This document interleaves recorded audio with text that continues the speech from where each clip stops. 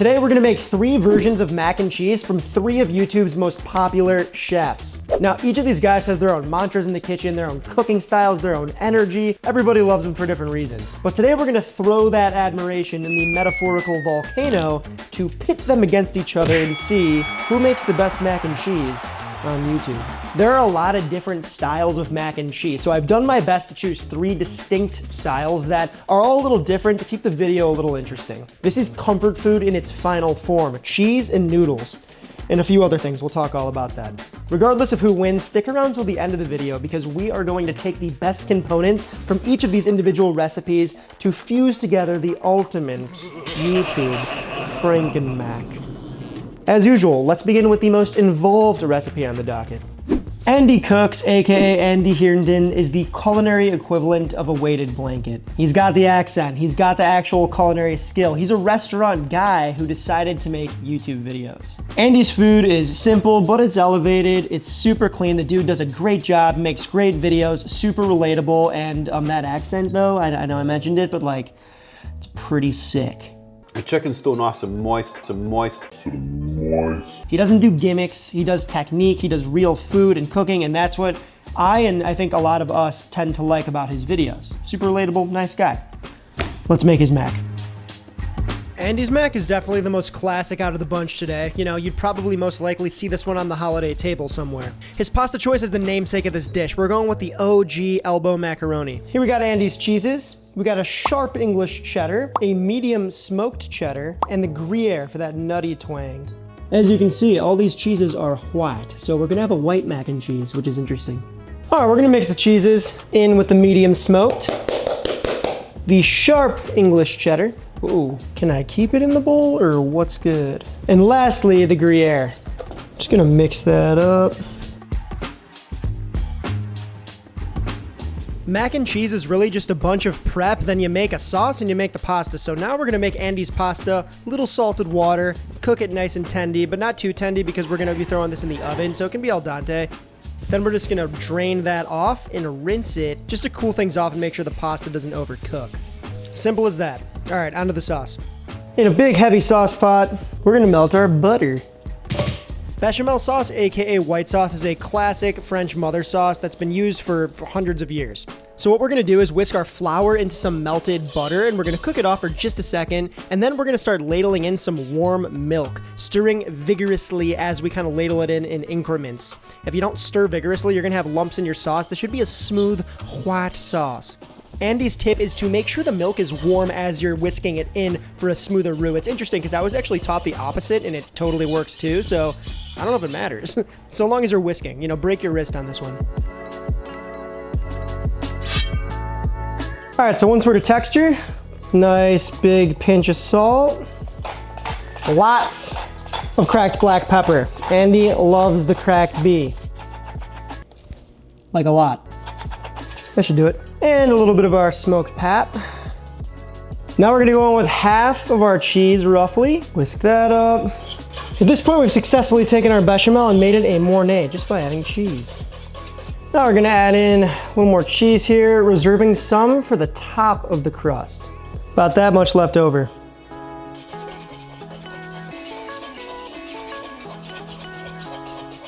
Oh, check this out. Looking and smelling fantastic. This is gonna hurt. Oh, not that bad. Now we got our cooked macaroni. We're just gonna pop that in. This is when all that work kind of just comes together. Look at that.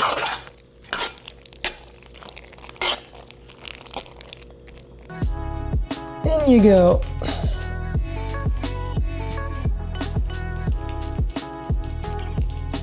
Then we're gonna hit that with the remaining cheese curtain.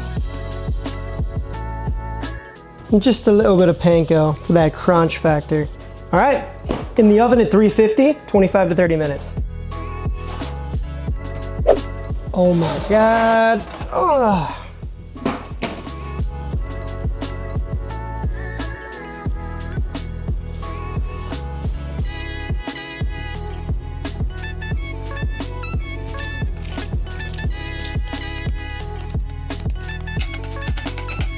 That's a nice baked mac. Ooh, look under the hood. I like that textural contrast. If the show MasterChef and TikTok had a child, you'd get Nick DiGiovanni. This man has the resume of a Bond villain. Youngest MasterChef finalist, Harvard graduate, Guinness World Record holder, and it seems like every time I look up a video from this guy or see one pop up, he's working on like a brand new project. The dude keeps himself busy, seems like a smart fella. Hats off to you, Nicholas. Now, Nick's approach to cooking is colorful and viral by design. This dude knows how to make food look like a thumbnail, right? And I'm not saying that with disrespect. That's a skill. It's a really good one to have too. In Nick's mac and cheese, he uses multiple different cheeses, definitely the most out of all the recipes today. It looks ooey and gooey. He uses one of my favorite noodles of all time. Let's make it. Nick's mac and cheese is super unique. Matter of fact, I'm not even sure I've ever seen a recipe like it. I mentioned he uses one of my favorite pastas. This is cavatappi, which is kind of like macaroni's cooler, hotter, older cousin. All right, Nick's cheeses, we got mozzarella, Gouda, cheddar, goat cheese, and Parmesan. We're just gonna mix that up until it's mixed. We still got a couple more cheeses to go here. We'll talk about that shortly. Nick's pasta, the cavatappi. Gonna stir it a little bit, make sure it doesn't stick. Ever starts to boil over when you're making pasta or anything, you can always try the old wooden spoon trick. Yeah, that's not bubbling over, but we're gonna throw respect on the video. So same thing here, we're just gonna cool the pasta down a bit, then drain it, and I'm gonna pop some oil over the top to keep it from sticking while we get going on the sauce. Medium heat, big ol' heavy pan pot. We're gonna go in with our milk, heavy cream, crushed garlic, a bunch of thyme. This is mustard powder and smoked paprika. Bunch of cracked black pea, and no salt. So we're just gonna stir this gently and let it slowly simmer, barely bloop for about 20-25 minutes. All right, so now we can remove all them aromatics, all that thyme, the garlic. As Nick says, and I do agree, ain't nobody wanna chomp into a big garlic clove while they're eating their mac. Now we're gonna go in with half of our cheese mix right in that simmering cream. And we can't forget about the goat cheese here. Now we're just gonna mix that up till that cheese melts into the cream.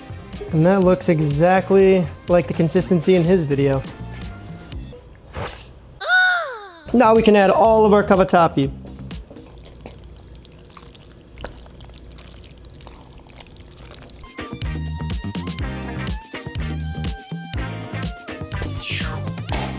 Now into a greased pan. We're gonna take half of our mixture and smooth it down in the pan. Then it's actually more cheese right in the center there, a little cheese sandwich. Now we can add the remaining mac. And last but certainly not least, we're topping this whole thing with Parmesan cheese. Honestly, like top 5 investment in my adult life is this Parmesan thing. I'll link it below if you want to get Italian restaurant with it. Now this goes in the oven until nice and gooey. Yeah. Kind of get that little textural variation. This is a very creamy mac. Somebody make folly out of this. Broiling the mac actually gives it sort of a pseudo crust, right? It's not quite as substantial as Andy's, but there's definitely some, again, textural variation here. It's the Loch Ness Monster, dude.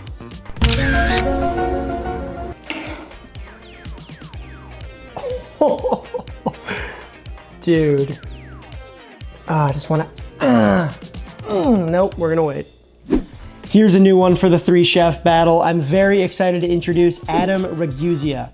This dude is super interesting. He takes a kind of a cerebral scientific look at cooking, not just recipes, but big picture stuff too. Very interesting videos. This dude is a serious food nerd, and I say that with love, who doesn't want you to understand how to cook, but why the things you're doing matter. We're gonna talk about a very special ingredient, a very fun ingredient that you can use to basically make a cheese sauce out of any cheese, right? Hard or soft, or medium.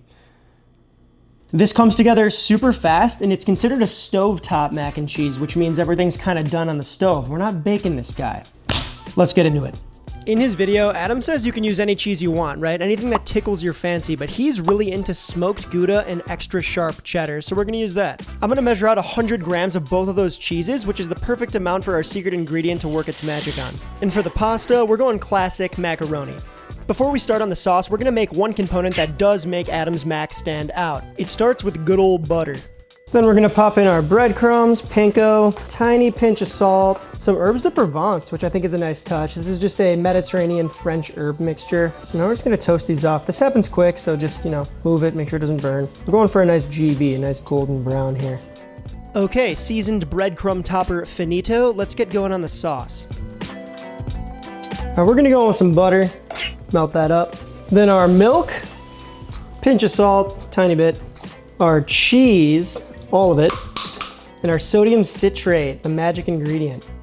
You really gotta keep this thing whisking. This is an emulsion, so it can break, but the citrate should take care of the meltability. I mean, seriously, just look at how silky and smooth that is. It looks like Velveeta, but does not smell like Velveeta. Got some elbow macaroni. In Adam's video, he uses a slightly larger macaroni, but this is the closest I could find. Now we're just gonna fold that all together. And you wanna leave it a little on the thinner side according to Adam, because it will kinda, seize up as all cheeses kinda do. So that's looking nice to me. Sodium citrate is a super cool, fun ingredient that allows you to get so creative with your mac and cheese. So I'll leave a link below if you wanna pick some up. The only thing that needs is a little breadcrumb action. Boom, creamy, silky, and crunchy.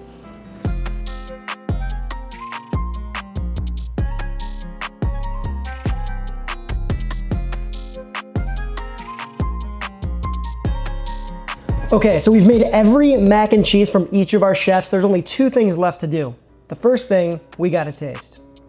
Whew! About to blow out my lactose glands. Let's start with Andy's, the baked joint. Yes, I have a fork and a spoon.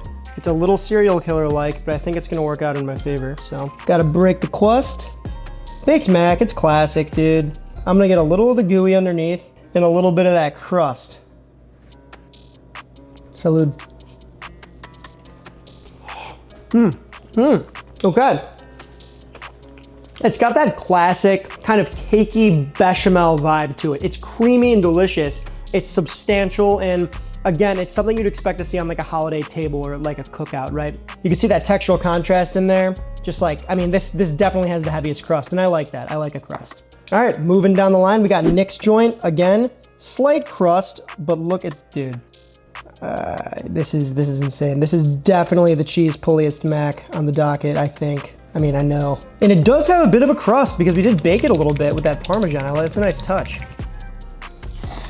Wow, okay. A lot of flavor going on there. Of the macs, this had the most going on in it cheese-wise, right? There's goat cheese in there, and I like that. You can actually taste it, which is crazy. I thought all the cheeses were gonna get kind of lost in the sauce, but this thing's nice, and it stays stringy, too. This has been sitting out, I don't know, maybe like what? Like 3 or 4 minutes since I took it out of the oven where it was being held hot, and it's still very, very stringy. Yum. Okay, on to fellow Adams. Okay, so this is the creamiest, I would say. Not the cheesiest, but the creamiest because of that sodium citrate. The breadcrumbs are a nice little touch. I think this one might look the prettiest. I mean, ooh, the fork is coming in handy. Look at that. Yeah. Interesting. Yeah, I like the texture on that, man. Ooh, yeah. That's tickling all the nostalgia buttons. The breadcrumbs are nice too. I like the herbs in there. It doesn't make me think of mac and cheese too much, I will say, but I like it. I like herbs de Provence. And I mean, this color and this gloss, look at that, the cheese sauce still like on the spoon there.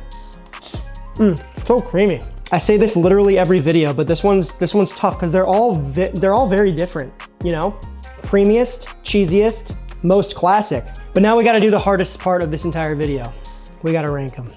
So we're gonna rank these first, second, and third place. The gold, the silver, and the bronze. We're still respectable on this board of extremely strong macs. The bronze, third place, I think you guys already know.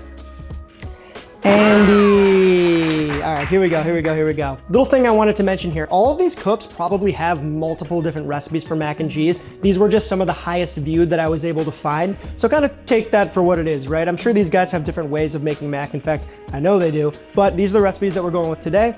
And in third place, it's gonna be ending. I love the contrast. I love a baked mac and cheese. It's still gooey and warm. Again, this has been sitting out, but you can see here, it's still very creamy. However, compared to the other mac and cheeses, this was definitely the least creamy on the docket. Yeah, I feel like this would make really good like fried mac and cheese balls, because if you chill it down and kind of ball it up, it would really hold its shape. Probably can't do that with these two other ones, so I guess mac and cheese ball points, but yeah, flavor's great, but the texture is just a little too cakey for me. Oh man, what do I do? All right, we got the gold and the silver. We're gonna start with the silver. In second place, it's gonna have to be Adam's Mac. Sorry, fellow Adam, but still, second place, that's mad respect, dude. Come on, Adam power. The look of this mac and cheese might have been the best on the whole docket today. The breadcrumbs, a beautiful touch. Again, this thing looks like it came out of a magazine. I would muck this any day of the week, any time of the day. Really what this comes down to is just, I would rather have that. There's something about the flavor from those cheeses, we'll talk about it later, that just kind of trumps all. This is a fantastic choice, and honestly, this is by far the coolest technique in the video, because you can take any cheese you like and make pretty much the perfect mac and cheese consistency, which we might do a little later, wink wink. Which means in first place, DiGiovanni. Nickelodeon. This mac and cheese is the most flavorful on this whole docket today. And it also has a really, really nice, beautiful, stringy consistency. I mean, you saw that. You can't like fake that. Like you can't like deep fake that cheese bowl. All of the cheeses that he chose, and he even mentioned this in his video, are very tasteful and they play well together. Also, I gotta say, the cavatappi, that's a fast track to my heart. Now the time is finally upon us. We're gonna take our favorite elements from each of the recipes today and fuse them together to create the ultimate FrankenMac. You already saw it coming. We have to use Adam's awesome technique with the sodium citrate. We have so many amazing cheeses ready to go. It's just a layup. Pan on, we're gonna melt in that butter, add in our milk, then all the other stuff here. In Adam's video, he mentioned the optional addition of garlic powder, so I'm gonna add some of that in as well. And we're just gonna whisk that up to create that emulsion with our cheese. In with the cavatappi, which is the elite pasta choice for mac and cheese. And come on, look at that shine. We're just gonna dish up with some more Parmesan cheese and some of those seasoned breadcrumbs from Adam. And there she blows, the ultimate YouTube mac and cheese, with a little addition from each one of our talented chefs that we featured today.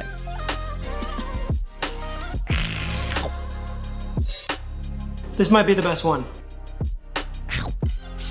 TY so much for watching until the end here. These videos are a lot of fun. If you have any recipes or foods or chefs that you'd like to see featured in an upcoming video, drop them in the comments, let me know. If you like the video, give the video a like, it helps the channel. Sub to the channel if you're new to the Chansky. Join the party, join the Legion of Dairy, which is now another weird thing that we're gonna start calling ourselves. No, we're not. Okay. Best way to support us is over on the Grocery Fund, aka the Patreon. For as little as $5, you can help out the channel, and you can get access to special giveaways that I feature on my Discord, which you should also come in and join. Great people in there talking about food, cooking, and everything in between, sharing pictures of our food, our recipes. I even do giveaways where I give away a lot of cool stuff every now and again, so come say what up in there, come introduce yourself. Also, cop a shirt. We're shouting out MSG. I made hats, I made a shirt. I think they're fun and pretty sweet and solid, so yeah, that's another great way to help support the channel. But yeah, that's all I got for you, so until next we meet.